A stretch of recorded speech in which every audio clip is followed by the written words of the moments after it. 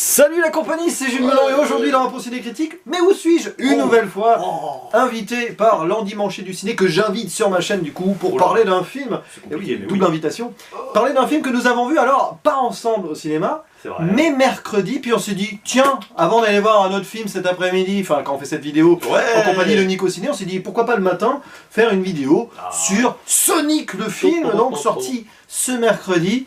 Est réalisé par un certain Jeff Fowler, qui est un inconnu du bataillon. Ouais, il a fait quelques petits trucs avant, mais bon, pas, on va dire, pas connu du grand public.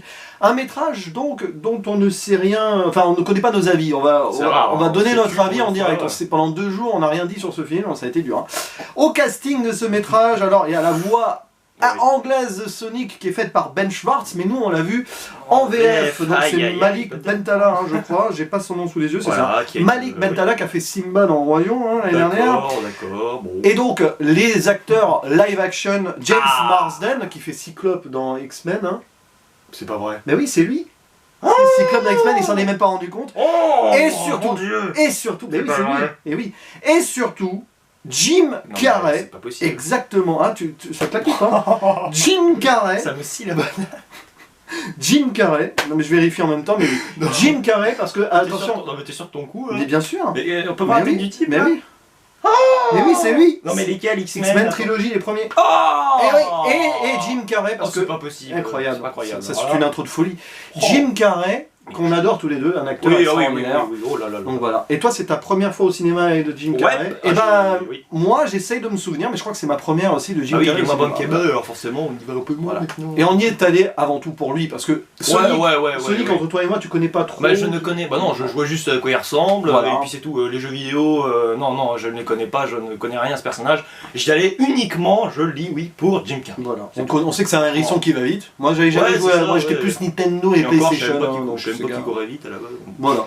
Et donc l'histoire toute bête, au début du film, d'un jeune enfant hérisson qui a des pouvoirs, un hérisson bleu, Sonic, qui est sur son île et tout, et puis il y a des dangers, il y a des méchants, et du coup, son maître hibou, son Obi-Wan, d'ailleurs, il référence directement, décide de l'envoyer via un anneau sur la planète Terre, parce que c'est connu, sur la Terre, il n'y a pas de danger, il n'y a pas de méchants. Voilà.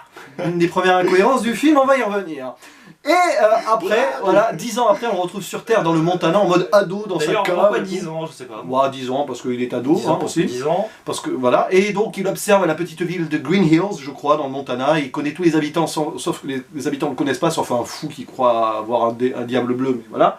Et il observe notamment son pote flic, le Seigneur des Donuts, et il va se passer un truc, à un moment, il va faire une bêtise, Sonic. On va péter un plomb, il va faire péter les plombs de la ville. Hein. Oui, ça y est. Voilà, électricité. Je me rappelle quand même. Et du coup, aventure, le gouvernement veut sa peau parce que c'est un alien venu d'ailleurs, hein, on va dire ça comme ça.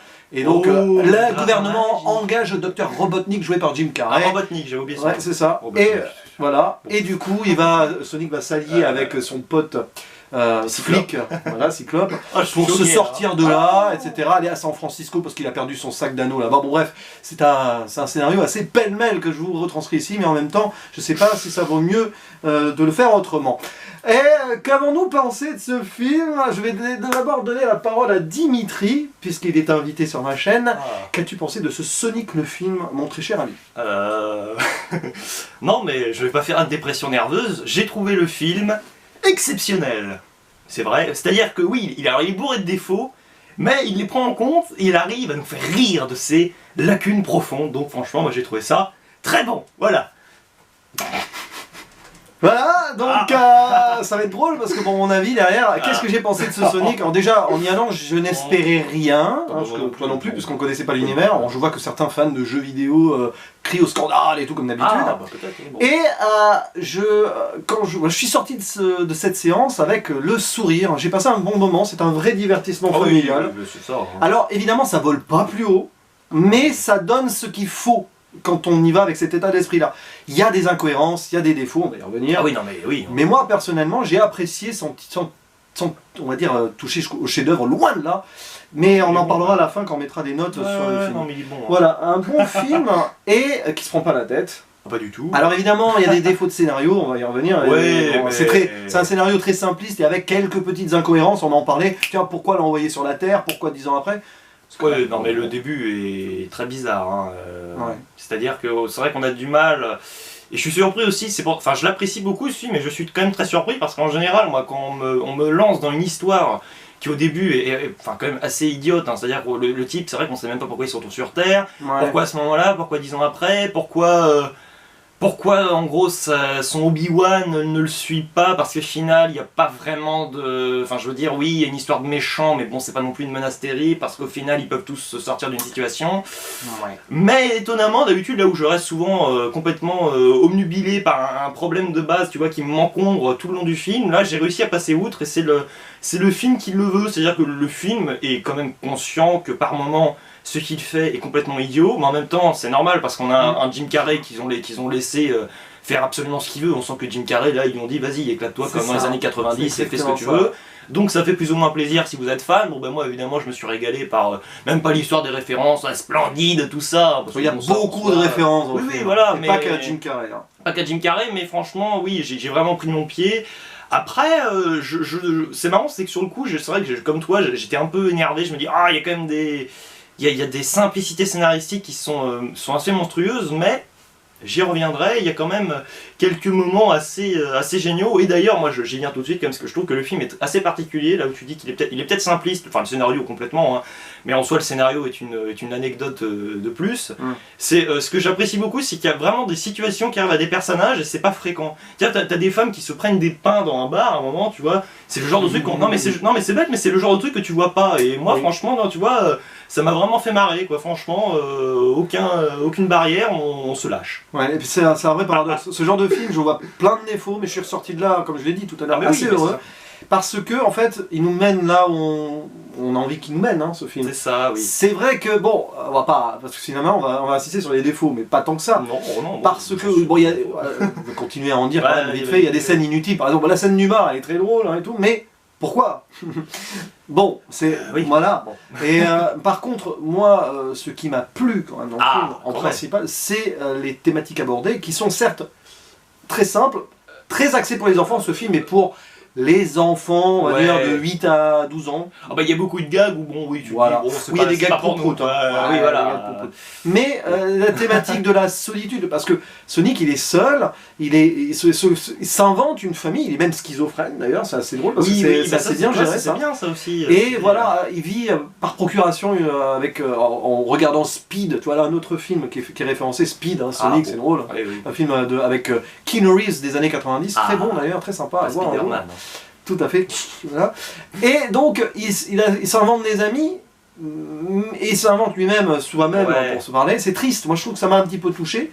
Et donc, du coup, cette amitié qui va naître avec son seigneur des donuts, donc Tom, joué par James Marsden, hein, t'avais pas reconnu En plus, je déteste cet acteur dans les X-Men, c'est un truc de fou. Parce que c'est pas l'acteur qui a le plus gros charisme. Hein. Et dans le film, d'ailleurs, il est horrible. Il est pas fait pour lui ce rôle. Voilà, c'est un rôle simple. Là, ah non, mais là ça va, mais même si.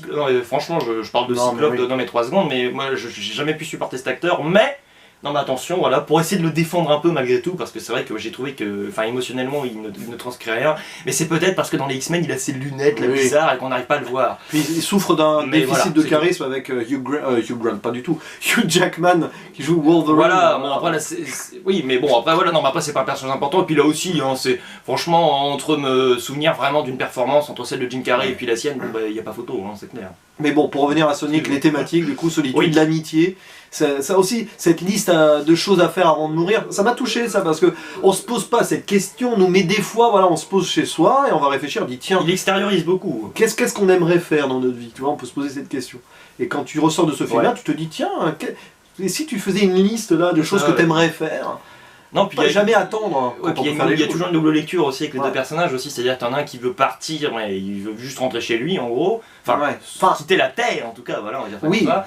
Et puis t'as l'autre qui voilà, par partir il entend mourir parce qu'il sent bien que la situation leur échappe complètement. Quoi, voilà. Et puis il y a cette autre thématique à travers le personnage du flic, donc de la folie des grandeurs. Là il est dans cette petite ville, il s'ennuie, et il a envie d'aller à San Francisco pour être utile et sauver les gens.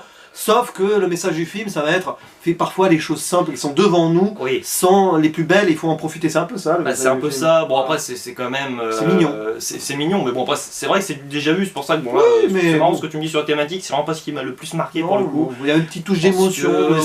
Mais c'est surtout drôle. Hein, franchement, non mais voilà, pour moi c'est ce que tu dis, c'est un divertissement. Pour moi la morale du film, bon elle est là parce qu'il faut essayer d'habiller un peu le tout. Mais voilà, à la fin, bon, il y a toute une morale où concrètement le dialogue a déjà été utilisé des centaines de fois, ça m'a d'ailleurs bien déçu à ce moment-là. Mais je sais pas, c'est un film, je trouve qu'il est super bien rythmé parce que bon, le problème d'un film comme ça pourrait être de partir dans des délires. C'est-à-dire qu'on va prendre même Jim Carrey, c'est-à-dire qu'il est utilisé à certains moments, il est bien présent à l'écran là où j'avais peur qu'on le voit que 5 minutes, c'est déjà pour un point. Mais tu vas pas nous montrer Jim Carrey qui va te désamorcer complètement le rythme et puis après tu vas revenir sur l'intrigue, c'est-à-dire que tout est plus ou moins lié.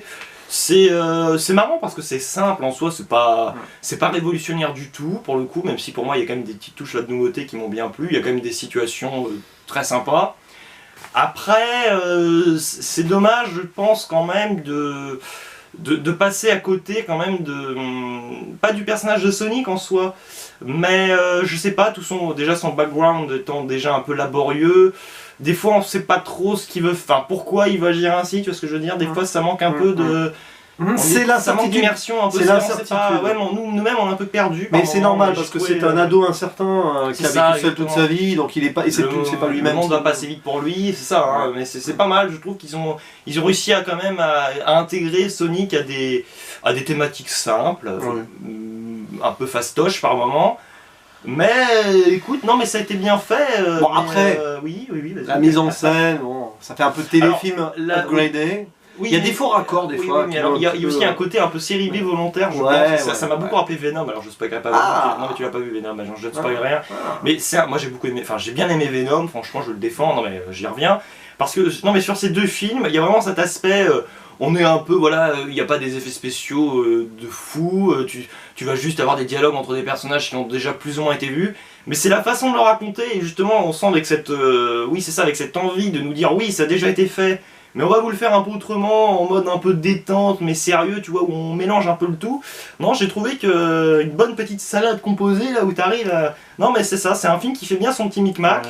Et non, franchement, je suis content, mais disons que ce qui est embêtant, je pense, avec ce film, c'est qu'il manque un peu de portée grandiose. C'est-à-dire que même les scènes de... Alors, tu n'as pas encore vu les films des X-Men, là, pas la première trilogie. Il y a beaucoup de références à Days of Future Past, il paraît, dans ce film. Oui, voilà, exactement, j'allais y venir. Alors, Days of Future Past, et puis surtout, et aussi à X-Men Apocalypse, c'est-à-dire, bon, je te spoil légèrement, mais en gros, voilà, non mais t'as Quicksilver, le même personnage que dans Avengers 2, d'ailleurs dans Avengers 2 c'est une catastrophe, mais on n'y revient pas, mais ce personnage, voilà, dans ces deux films des X-Men, fait ses parcours et ses mouvements, voilà, sa vitesse normale, on va dire, de croisière, et évidemment le monde est au ralenti. Et ici, c'est la même idée, du coup, je suis moins surpris maintenant d'avoir le personnage là de Cyclope, peut-être en même temps une micro-référence pour en profiter, pourquoi pas, je pense que voilà, c'est ce genre de détail qui permet de dire oui, on est quand même conscient parce qu'il y a quand même un peu de plagiat malgré tout, voilà, ça manque parfois d'originalité là-dessus, mais c'est sympa. Par contre, ce qui le différencie quand même de X-Men Days of the Future Past, c'est que dans Days of the Future Past, bon déjà c'est quand même une scène un peu plus, c'est de l'action, les deux scènes sont d'action, mais je veux dire là les enjeux sont quand même un peu plus importants quand même dans X-Men déjà, et surtout, les personnages avancent au ralenti. Ici, ils ont quand même changé le truc, c'est qu'en gros, Sonic va tellement vite que les personnages n'avancent pas du tout. Là, c'est limite, il arrête le temps. Oui, il arrête presque le temps. Moi, ça m'a rappelé une série qui s'appelle Heroes, que certains ont vu peut-être, où il y en a un qui arrête le temps, qui voyage dans le temps, c'est pareil, il fait des petites bêtises et il change les choses comme ça, alors que le temps est arrêté. Là, c'est pareil. Là, c'est pareil, mais c'est limite un peu bizarre pour montrer la vitesse, quand même. Enfin, quand on y pense, mais bon. Oui, mais en même temps, c'est quand même aussi l'interprétation suivante qu'on élaborait, c'est-à-dire que voilà, il avance dans un monde finalement qu'il ne comprend pas, parce que finalement le monde est complètement fixe. Et puis d'ailleurs, c'est ça, c'est qu'il est toujours un peu... non mais il est un peu enragé, il est super pressé, super... c'est un ado. C'est un ado. Et après, oui, évidemment, si on va vraiment chercher la petite bête, c'est vrai que le film ne tient pas debout, parce que oui, il doit aller à San Francisco. Oui, alors pourquoi il va pas direct? Exactement, pourquoi il va pas en 5 secondes, enfin 3, voilà. Pourquoi après, bon, on va pas trop spoiler, mais je sais pas, moi, pourquoi les personnages se posent telle ou telle question, pourquoi ils se déplacent, pourquoi ils se font confiance. Bon, pourquoi le gouvernement choisit Dr Robotnik qui a l'air complètement siphonné, pourquoi le gouvernement de suite a peur d'une attaque d'extraterrestres, bon ça fait... Hein, oui, mais ça fait un peu... C'est bizarre quand même. D'ailleurs il y a de grosses parodies de ce qui... l'état-major militaire et gouvernement en prend cher à un moment là. Oui, mais c'est un film parodique aussi, non mais c'est ça sa volonté, c'est-à-dire que pour moi c'est pas à prendre au sérieux, enfin c'est pas à prendre au sérieux, c'est très réussi, il y a des passages très drôles, voilà, il y a des quiproquos là, avec l'histoire de l'enfant qui à un moment qui est dans un sac, c'est complètement idiot, et moi ça m'éclate. Mais non, mais je sais pas, moi franchement j'ai adoré. Alors oui, hein, bon. Après t'as quelques lourdeurs avec la sœur là de Oui, la non, femme. c'est marrant ça. La sœur. Oui, parce que mais c'est trop. Oui, mais c'est trop. Oui, ah, il faudrait que tu divorces, hein. Oui, c'est ça, c'est du tout. Non, mais au début, tu comprends d'où ça sort. C'est-à-dire, oui, pourquoi divorcer? Non, à un moment, ça en devient. Mais c'est tellement grotesque. Ça fait sitcom. Drôle. Mais oui, mais c'est comme téléfilm dans le film. Ah, mais moi, je suis content parce que j'ai vraiment. En tant que. Un peu, voilà, la nostalgie est revenue. C'est-à-dire que moi, Jim Carrey, je vois ses films sur le tard des. Enfin, j'ai découvert il y a quelques années, mais avec du retard. Ces films là avec enfin voilà les Ace Ventura, tout ça, les Masques, et je sais pas pourquoi mais moi j'ai l'impression de voir un film des années 90 avec ça, c'est ça qui est... et Jim Carrey de l'époque. Mais pour moi voilà, et pour moi c'est ça, c'est un film qui arrive à prendre le temps, voilà, s'il utilise le temps, cette notion dans le film, et puis en même temps c'est sa volonté, c'est-à-dire qu'il hop, un petit retour en arrière et après vous vous amuserez. Et moi j'avoue que je suis client, voilà. Alors oui, c'est pas génial en termes de mise en scène, même si, bon, voilà. Non, mais c'est ça, bon, t'as quand même de bons cuts, hein, j'ai trouvé, voilà. Ouais, enfin, bon, il y a quand même des gros faux raccords dans certains dialogues. Oui, on voit qu'il n'y a pas eu le soin. Enfin, je vais dire des bêtises, il n'y a pas eu un soin à la Tarantino ou Scorsese derrière. Niveau montage, hein. Mais bon, ça passe quand même. Mais en même temps, voilà, ce genre de film, tu vas pas non plus analyser les plans séquences. Oui, mais c'est comme. Excuse-moi, bon, t'as pas aimé Zombieland 2, mais moi je repense Zombieland 2. Non, mais c'est pareil. Non, mais voilà, mais c'est exactement ce genre de film. Un peu daté en soi, mais qui fait franchement du bien. Et puis voilà, on sent que c'est maîtrisé, c'est-à-dire comme je te dis, non mais les lourdeurs, tout ça, bon, il y en a pour les enfants, c'est-à-dire c'est un peu pour tout le monde, hein, comme ça on essaie de faire plaisir. Mais pas grossièrement non plus, hein, faut pas se sentir exclu toutes les 5 minutes parce que tu reviens dans pas moi en tout cas, parce qu'il faut revenir dans le film systématiquement après pour faire plaisir à pas tout le monde. Non, c'est vraiment un film qui fait la part des choses. Et j'ai envie de dire, enfin je veux dire, j'ai envie de le conseiller absolument, franchement. Non, parce que c'est les vacances scolaires, allez-y. Hein. Alors évidemment, si vous n'aimez pas Jim Carrey, ça peut, là, c'est pas fait pour vous. On va y revenir sur Jim Carrey. On va y revenir, bah, c'est peut-être pas fait spécialement pour vous.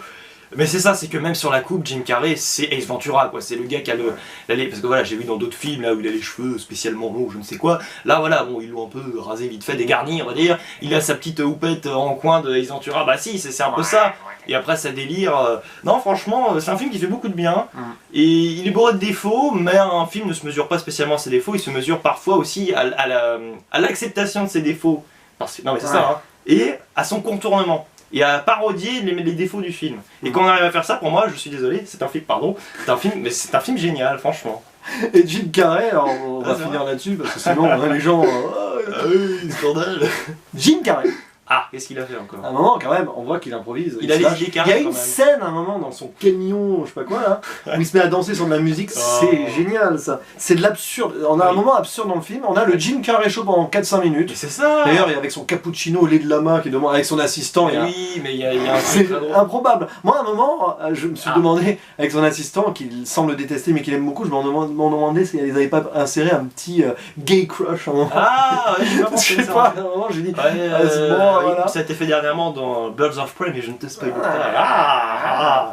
Non, mais c'est Jim Carrey show. Alors, il y en a qui vont probablement parler de fanservice. Ah, mais c'est du fanservice. Il y en a qui vont dire Jim Carrey cabotine un peu et tout. Mais non, il fait du Jim Carrey, puis il s'est fait plaisir. Ça fait longtemps que j'ai pas vu un Jim Carrey qui fait autant plaisir. Il s'éclate là. En film, parce que je vous conseille la série Kidding, où il joue, de Michel Gondry, qui l'a coécrit. Michel Gondry, français d'ailleurs.